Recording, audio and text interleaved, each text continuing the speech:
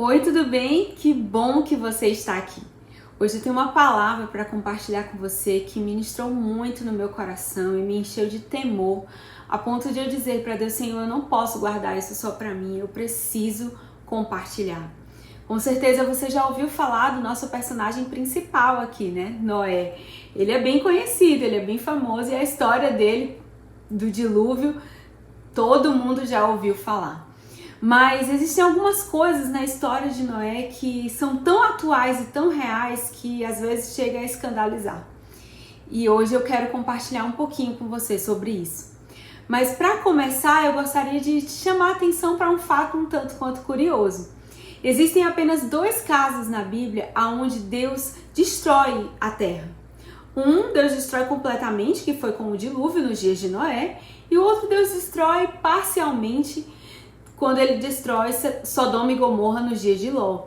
Mas essas 2 histórias, ambos os casos, eles estão relatados no livro de Gênesis.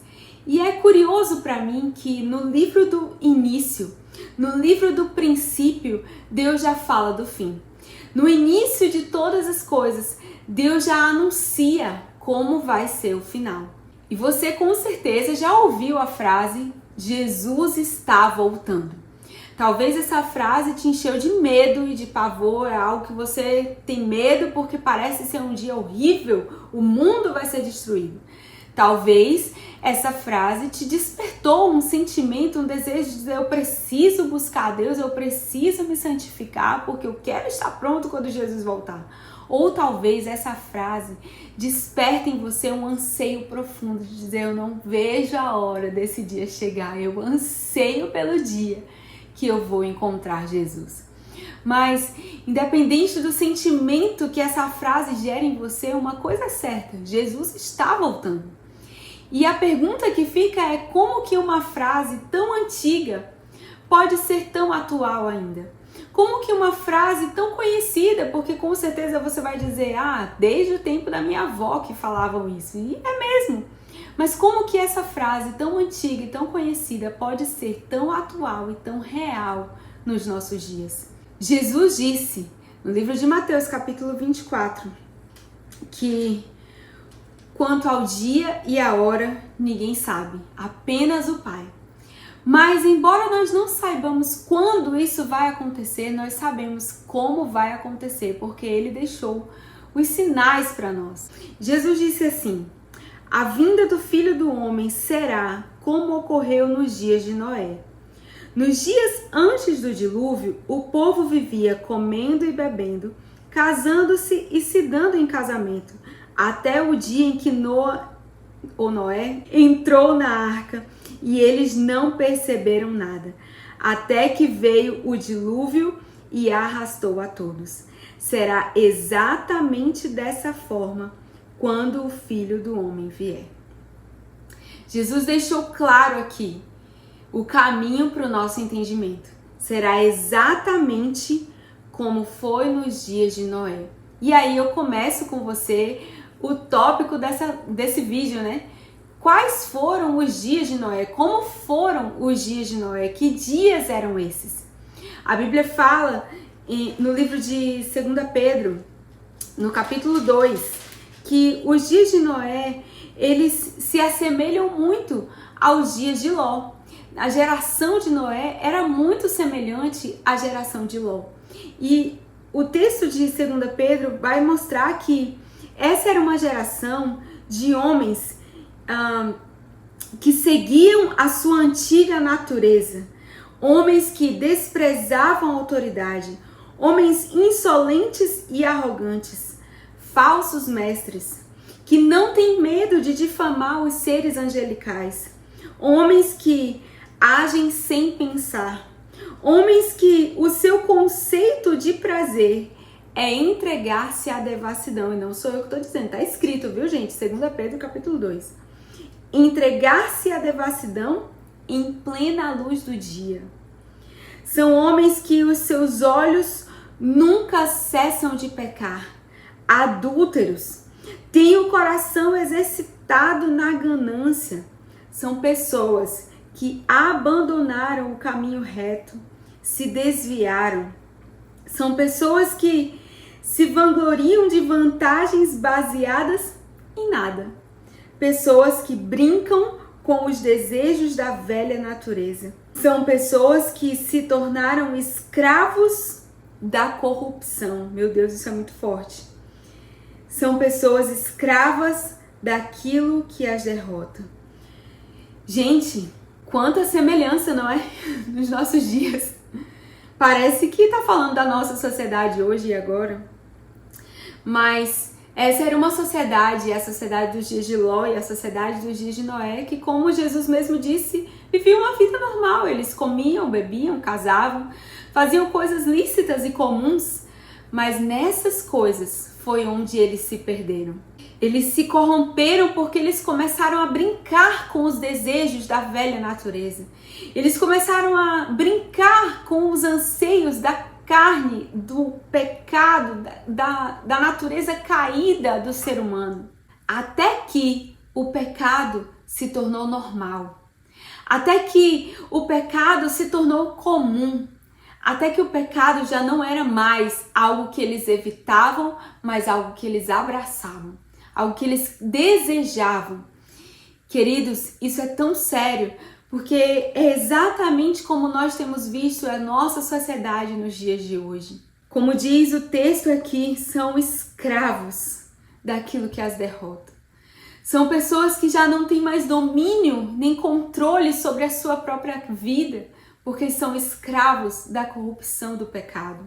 E aí você pode se perguntar, mas por que Deus se irou de tal forma que Deus quis destruir de uma vez por todas a criação? Deus se importou com cada detalhe da criação, Deus colocou o DNA dele na criação. A Bíblia diz que a criação, ela fala, ela anuncia o Criador. E de repente, esta criação que era a obra-prima de Deus, ele olha e decide destruir, eliminar. Bom, o apóstolo Paulo vai dizer, lá no livro de Romanos, no capítulo 1, o motivo pelo qual Deus se irou com a humanidade. Diz assim no versículo 20 que desde a criação do universo, as qualidades invisíveis de Deus, o seu poder e a sua natureza divina são claramente vistos. Portanto, os homens não têm desculpa.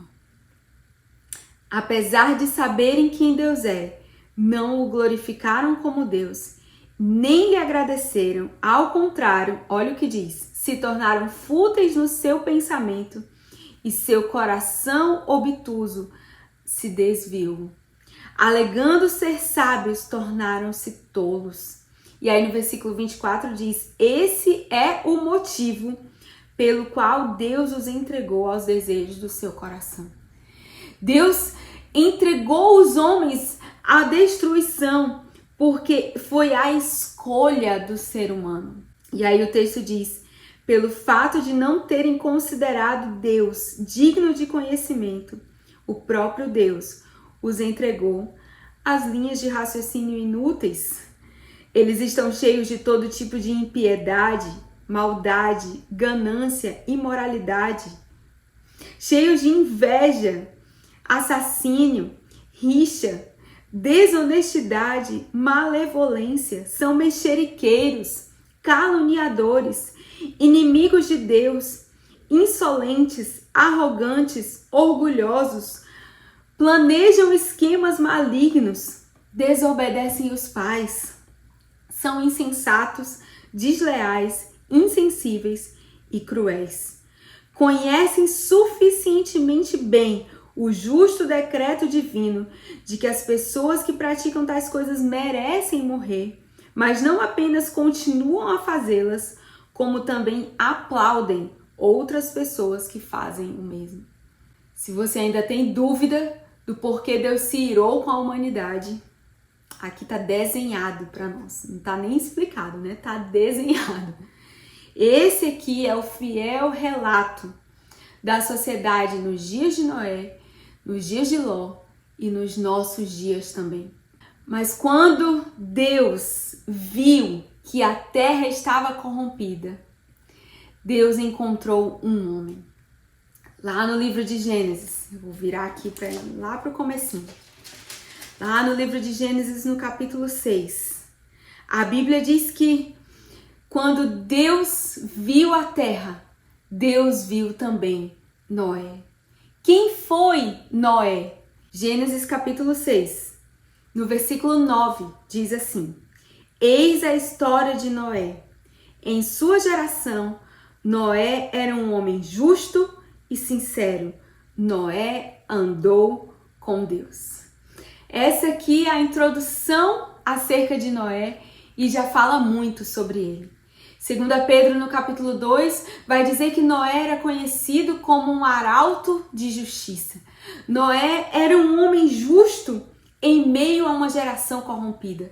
Noé era um homem íntegro em meio a uma geração contaminada. Noé foi um homem que não apenas recebeu o testemunho dos homens acerca dele, porque no capítulo 7 diz que foi o próprio Deus quem testemunhou acerca de Noé. O texto diz no versículo 1 do capítulo 7, Deus disse a Noé: entre na arca, você e toda a sua casa, porque eu observei que nessa geração só você é justo diante de mim. Quem deu testemunho acerca da vida íntegra, justa, honesta, santa de Noé não foram os homens, foi o próprio Deus. E aqui eu já gostaria de fazer uma pergunta para você. Quando Deus observa a terra, na nossa geração corrompida, como Deus te encontra? Quando Deus olha para a terra, na nossa geração hoje, como que Deus nos encontra? Será que Ele nos encontra como Noé? Santos, justos, sinceros, íntegros, irrepreensíveis? Ou será que Deus nos encontra como os homens da nossa geração? O texto diz: essa é a história de Noé. Ele andava com Deus. Noé andou com Deus. Qual que é a sua história? Com quem você tem andado? Sim, isso é importante e faz toda a diferença. O fato de Noé andar com Deus trouxe livramento e salvação não apenas para ele, mas para toda a sua família. E nós estamos aqui hoje por causa de um homem que decidiu andar com Deus. Independente da sua geração, independente da corrupção que o cercava, do pecado que estava ao seu redor, por causa de um homem que decidiu andar com Deus, hoje nós estamos aqui. Hoje nós podemos conhecer Jesus. Hoje nós podemos ser alcançados por essa mesma graça. Então sim, importa com quem você escolhe andar. Com quem você anda? Será que você anda com Deus? Noé foi exposto a uma realidade totalmente diferente da que os seus olhos enxergavam. A palavra de Deus foi clara para Noé. Basicamente, Deus chega para Noé e diz assim: olha, Noé, eu vou destruir a terra, mas eu vou fazer uma aliança com você porque você anda comigo. Eu vou fazer uma aliança com você e eu não vou destruir você. Construa uma arca e entre nela, porque ali vai ser a sua salvação. E por 2 vezes, nós vamos ver no texto, no relato, que Noé cumpriu tudo que Deus ordenou ele fazer. Noé foi obediente em todas as palavras que Deus liberou sobre ele. Então nós não temos dúvida acerca do caráter de Noé. Além de Deus ter testemunhado sobre Noé, nós também podemos ver que havia integridade e obediência no coração de Noé. Havia no coração dele um desejo de ser obediente, de ser submisso ao comando do Senhor, à palavra do Senhor que tinha sido liberada sobre ele. Mas essa construção da arca, essa arca que Deus mandou Noé construir, levou aproximadamente 100 anos para ficar pronta. E 1 Pedro, no capítulo 3, se eu não me engano, no versículo 20, diz que Deus esperou pacientemente Noé construir a arca. E às vezes parece que Deus ele não está nem aí para o nosso tempo, para o nosso processo. Parece que Deus não espera, mas queridos, Deus conhecia o processo de Noé.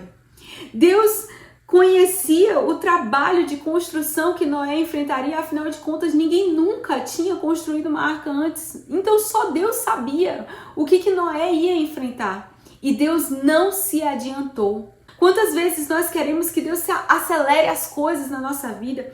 Quantas vezes nós queremos que Deus cumpra logo as promessas, faça logo acontecer o que Ele disse que aconteceria na nossa vida? Mas Deus tem um tempo certo para todas as coisas. Mesmo sabendo do processo de construção que Noé enfrentaria, Deus não se adiantou. Mas vai demorar 100 anos. Mas Deus esperou pacientemente Noé construir aquela arca. Embora Deus já tivesse decidido o que ele iria fazer, embora Noé já tivesse recebido a palavra e a promessa de salvação, Deus não abortou o tempo da construção. E isso é algo que nós precisamos aprender. Porque enquanto nós esperamos o dia em que o Senhor vai vir, vai restaurar a terra e nós vamos reinar com Ele nesse lugar, existe algo que o Senhor espera de nós: a construção. Enquanto Noé construía a arca do lado de fora, Deus construía a arca dentro de Noé. E aqui está o segredo de todas as coisas. Porque enquanto nós nos submetemos, Deus está nos construindo. Enquanto você obedece, Deus está trabalhando dentro de você. Enquanto você faz aquilo que o Senhor te mandou fazer, enquanto você constrói a arca, Deus edifica a sua aliança na nossa vida. Deus edifica e estabelece a sua aliança em nós. Então, quanto mais eu faço a vontade de Deus, mais Ele faz a vontade dEle na minha vida. Quanto mais eu trabalho para construir a arca, para construir o reino, mais Deus trabalha para construir esse reino dentro de mim. Vocês estão entendendo a profundidade disso? O texto de 1 Pedro, vou até voltar para lá, diz que Deus esperou pacientemente enquanto a arca foi construída, na qual poucas pessoas, especificamente 8, foram libertadas por meio da água. Sabe o que isso significa? Que o que era destruição para muitos se tornou libertação para poucos. O que era juízo para muitos se tornou salvação para poucos. Queridos, é por isso que o mundo nos odeia. É por isso que não há nenhuma compatibilidade entre a luz e as trevas. É por isso que as pessoas não entendem os cristãos, porque nós vivemos uma realidade diferente. Aquilo que para o mundo é destruição, para nós é salvação. O apóstolo Paulo diz: a palavra da cruz é loucura para os que se perdem. Eles não entendem mesmo. Eles não conseguem compreender mesmo, porque o entendimento deles está bloqueado.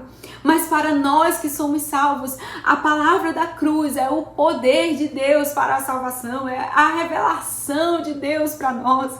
Oh, meus irmãos, certamente que não foi fácil para Noé construir a arca naqueles dias.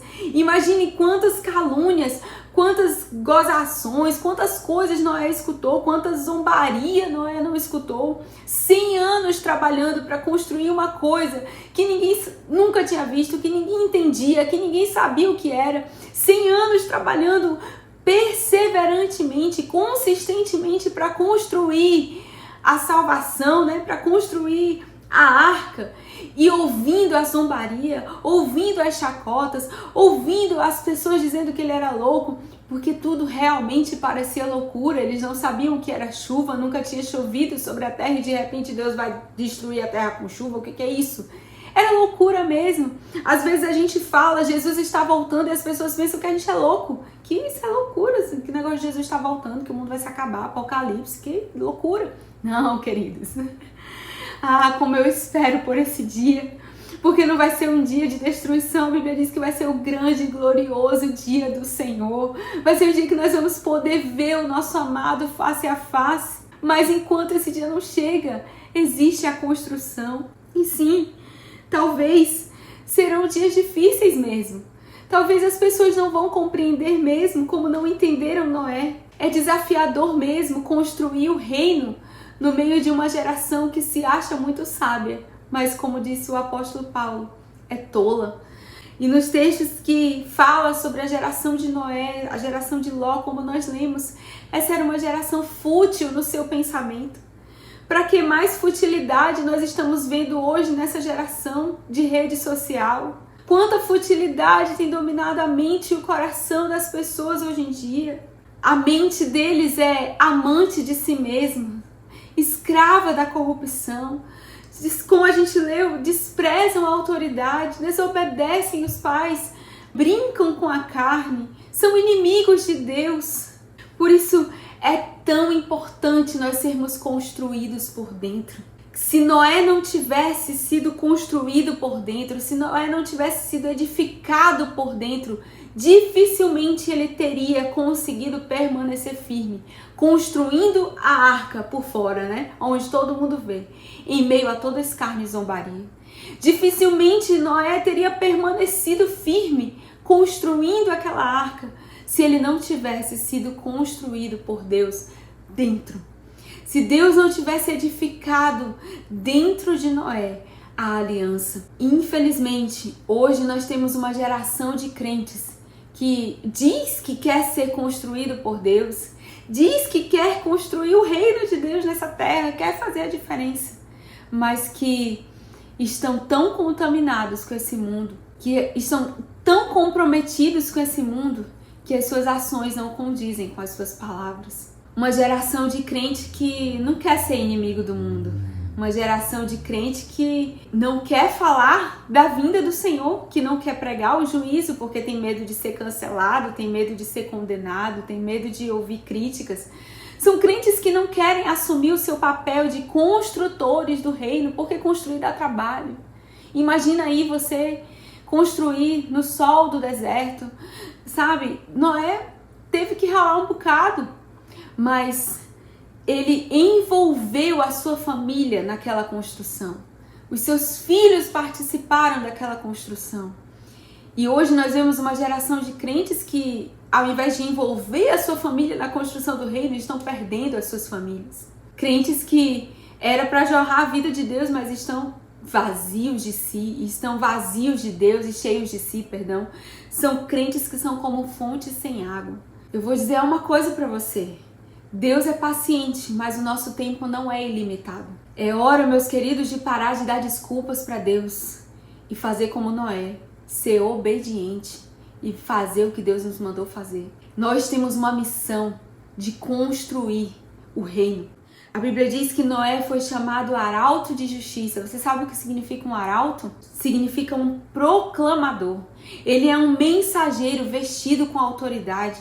E justiça na Bíblia está relacionada à divina verdade. Então, se Noé era um arauto de justiça, ele era um mensageiro que proclamava a verdade de Deus para os homens.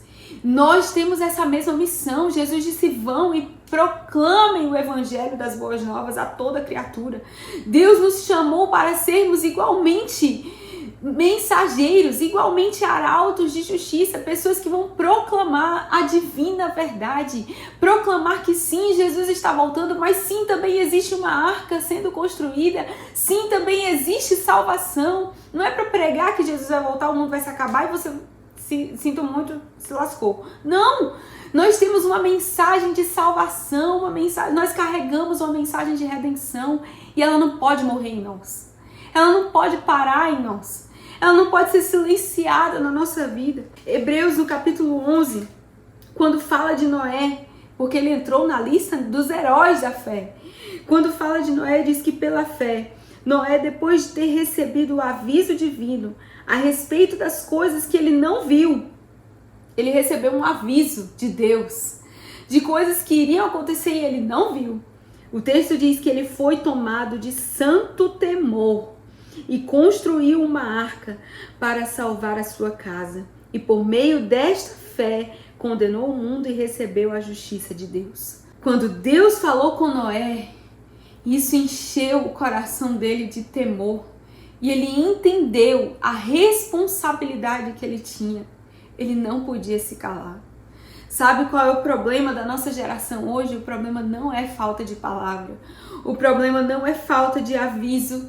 O problema não é falta de revelação acerca das coisas que nós não vimos ainda. O problema é a falta de temor. Você sabe o que é temor? Temor não é ter medo de Deus, como dizem por aí. Temor significa amar o que Deus ama e odiar o que Deus odeia. Temor significa ter um coração alinhado com o coração de Deus. Sabe o que nos falta, querido? Nos falta temor de Deus no nosso coração. Porque o temor de Deus, ele é como uma gasolina. Ele nos impulsiona para proclamar. Ele nos impulsiona para compartilhar a mensagem que nós recebemos. E aí eu pergunto, como nós podemos nos calar diante dessa geração perdida que nós estamos vendo, que nós convivemos, sabendo que nós temos uma mensagem que pode salvá-la? Como nós podemos permanecer indiferentes, sabendo que nós temos a resposta, a salvação, a solução? Que assim como o Senhor nos encontrou, Ele também quer encontrar essas pessoas. Nos falta temor. Porque se nós tivéssemos o temor de Deus, nós amaríamos mais as pessoas. Nós não íamos querer vê-las se perdendo, nós não íamos querer vê-las sendo destruídas pelo pecado.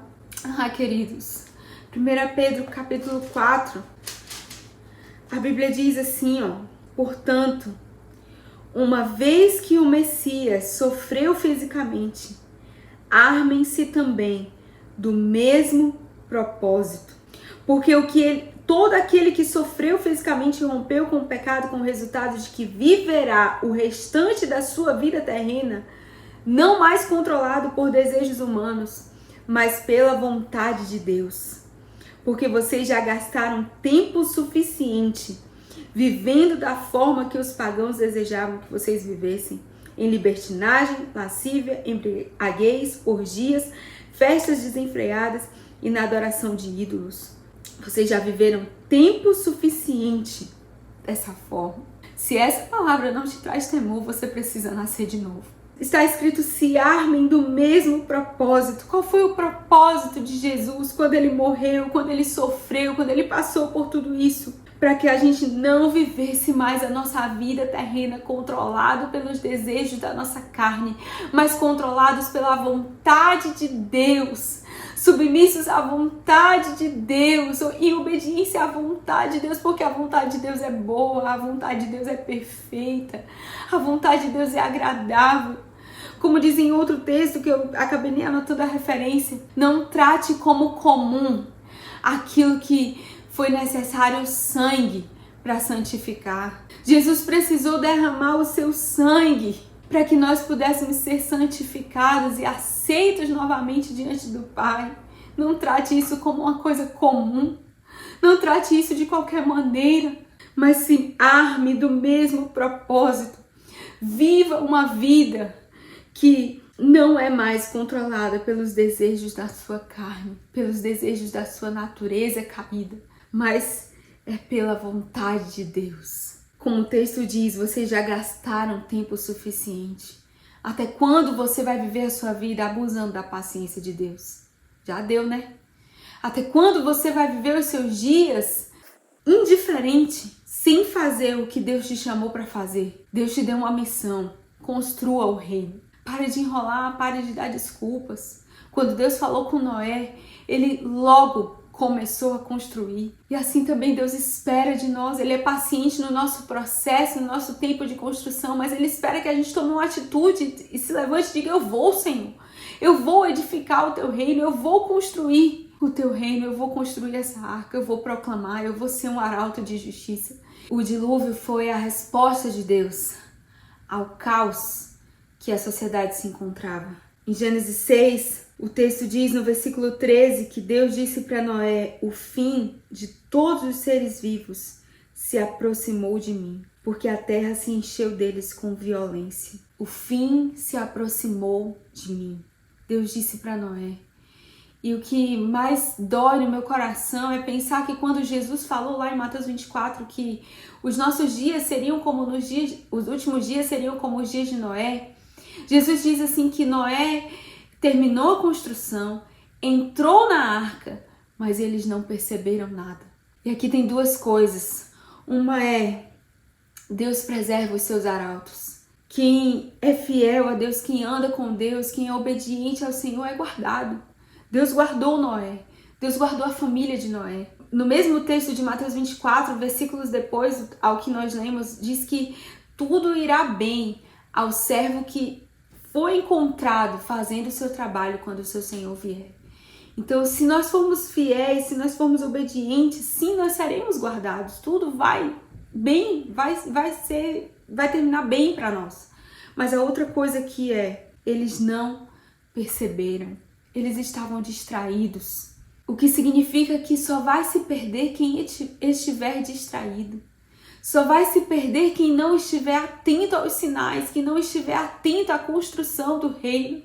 Porque independente de você querer ou não, de você gostar ou não, o reino de Deus está sendo construído. Jesus disse, o meu Pai trabalha até agora, ele não parou de trabalhar, ele não parou de edificar, ele não parou de construir.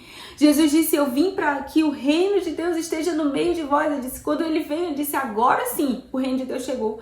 E desde então ele tem trabalhado para construir esse reino em nós, dentro de nós. E independente de você gostar disso ou não, de você concordar com isso ou não, o reino está sendo construído.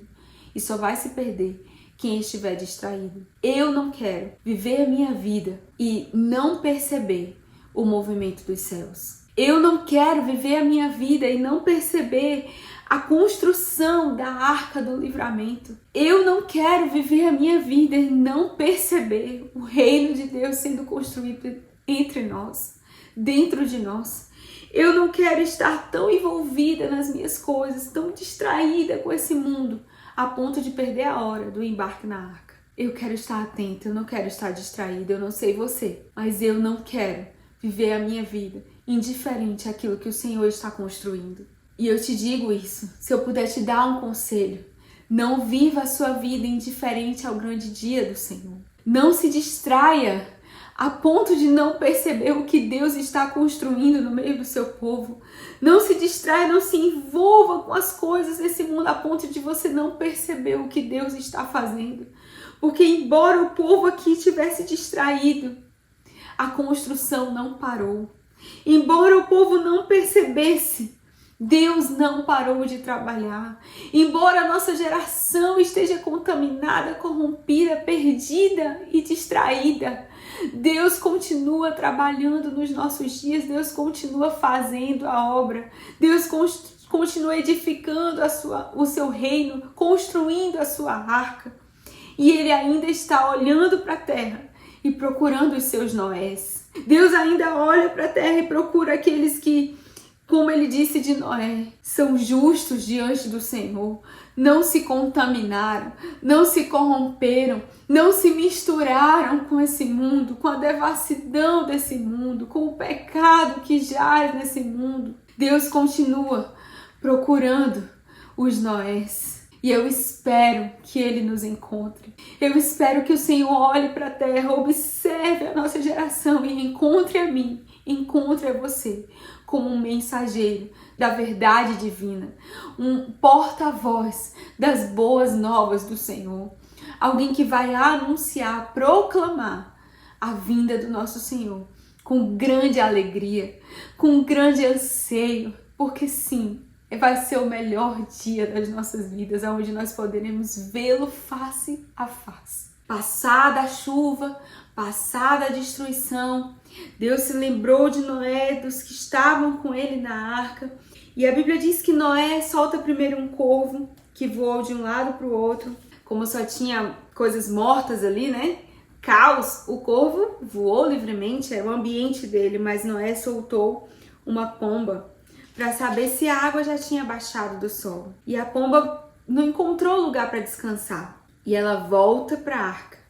Mas depois de 7 dias, o texto diz que Noé novamente solta a pomba. E a pomba voltou para ele no final da tarde, trazendo no seu bico um ramo de oliveira recém-colhido. Sabe o que é isso?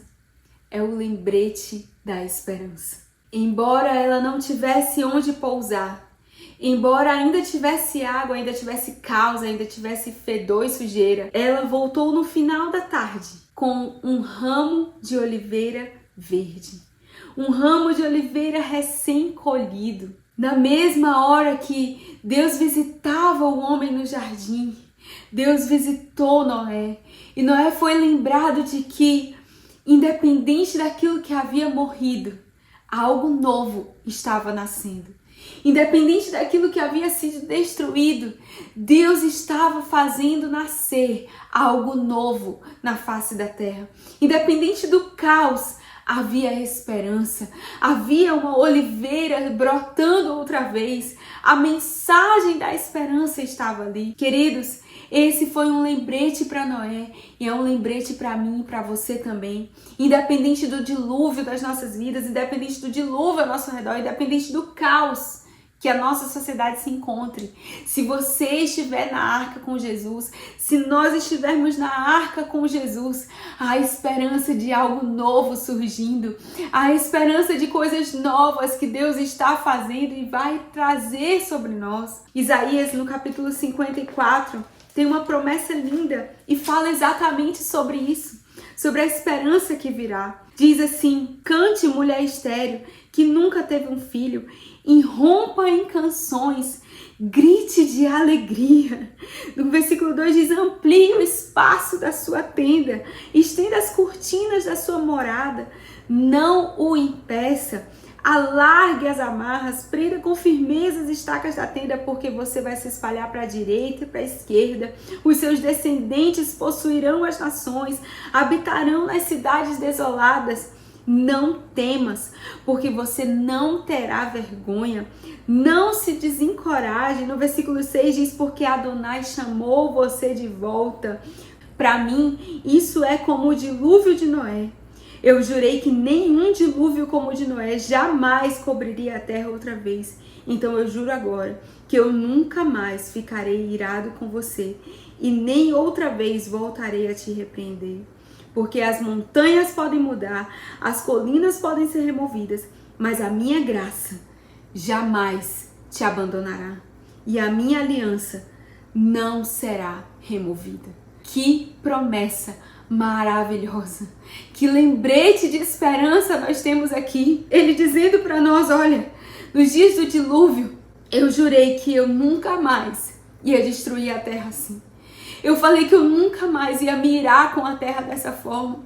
Então sim, nós podemos até viver dias semelhantes aos dias de Noé, mas a graça do Senhor vai nos alcançar. Então nós vamos poder cantar novas canções, nós vamos poder gritar de alegria, nós vamos poder celebrar como a estéril que teve filhos. Nós não seremos envergonhados, porque aquilo que o Senhor construiu na nossa vida, a aliança que Ele edificou dentro de nós, ela jamais será removida. Esse lembrete de esperança agora somos eu e você que carregamos. Nós agora somos os responsáveis por ampliar essa tenda. Noé construiu uma arca para ele e para sua família. Eram apenas 8 pessoas. Mas o Senhor nos chama para construir uma tenda ainda maior. Ele diz: amplia o espaço da tua tenda, alarga as estacas, porque agora vai vir mais gente nessa arca. Vai entrar mais gente nessa tenda, mais pessoas vão ouvir essa mensagem de esperança e vão poder entrar no reino, vão poder acessar esse lugar no Senhor de salvação, de libertação, de restauração. E a missão que Deus nos deu jamais será impedida. Então não importa o caos, Deus está fazendo algo novo. E a minha mensagem para você hoje é que o Senhor te encontre, que o Senhor me encontre, que o Senhor encontre em nós, Noés, nessa geração. Sim, está um caos ao nosso redor, mas nós temos um lembrete de esperança. Nós temos a palavra da cruz, que é poder de Deus revelado para nós. Não vamos tratar como comum aquilo que o Senhor derramou o seu sangue para nos entregar. Não vamos ser indiferentes a essa mensagem, não vamos viver os nossos dias como se nada tivesse acontecendo. Jesus está voltando. E enquanto Ele não volta, Deus está observando a terra. Que Ele nos encontre. Eu quero orar por você. E eu queria que você fechasse os seus olhos. Pai, em nome de Jesus, eu quero orar, Senhor, e pedir que o Senhor lembre-se de nós. Como um dia o Senhor lembrou de Noé, um dia o Senhor lembrou daquela família na arca, que o Senhor lembre de nós, que o Senhor nos encontre como Noé, justos, íntegros, santos na nossa geração, que o Senhor nos encontre, meu Deus, pessoas que não se contaminaram. Pai, o nosso mundo está caótico, A nossa geração está corrompida, Senhor, está perdida nos seus pecados, está distante do Senhor. Eles acham que são sábios, mas eles não conhecem a verdadeira sabedoria que vem do temor do Senhor. E eu te peço, meu Deus, que o Senhor não permita que a tua igreja viva indiferente a isso. Que o Senhor, meu Deus, acenda dentro de nós o temor do Senhor, para que nós não sejamos indiferentes à nossa responsabilidade. Que o Senhor encontre em nós Noés, verdadeiros arautos da justiça, proclamadores da verdade, mensageiros do Evangelho. Que o Senhor encontre em nós, meu Deus, mãos disponíveis para construir o teu reino. Que o Senhor encontre em nós, meu Deus, um coração disponível para ser construído pelo Senhor. E que nenhuma pressão externa, nenhuma palavra externa fale mais alto do que a voz do Senhor dentro de nós, nos chamando para edificar o teu reino, para ser parceiros de Deus na construção daquilo que o Senhor está fazendo. Eu creio que o Senhor está fazendo algo novo. Eu creio que existe algo novo sendo construído pelos céus, projetado pelos céus para nós. E eu quero fazer parte disso. Eu oro para que os meus irmãos também possam fazer parte disso. Que o Senhor nos encontre, Senhor, e nos use nessa geração, Pai. Em nome de Jesus. Não permita, meu Deus, que a gente esqueça que um dia nós também fomos alcançados. Nós também fomos encontrados por Ti. Que o Senhor nos use, meu Deus, como instrumentos, para que outros mais possam entrar nessa tenda, para que outros mais possam entrar nessa arca, que a gente possa, meu Deus, de fato alargar as nossas estacas, ampliar o espaço, para que muitos e muitos outros possam Te conhecer, e que nós possamos viver os nossos dias, Senhor, ansiando pelo dia em que nós vamos poder Te ver face a face, não com medo, não com pavor, não indiferentes, meu Deus, mas ansiosos pelo dia que vamos poder conhecer o amado da nossa alma. Coloca dentro de nós, Senhor, anseio por esse dia, que nós possamos viver os nossos dias para o dia que vamos Te encontrar. Eu oro, Senhor, em Teu nome. Amém. Amém. Deus te abençoe, querido.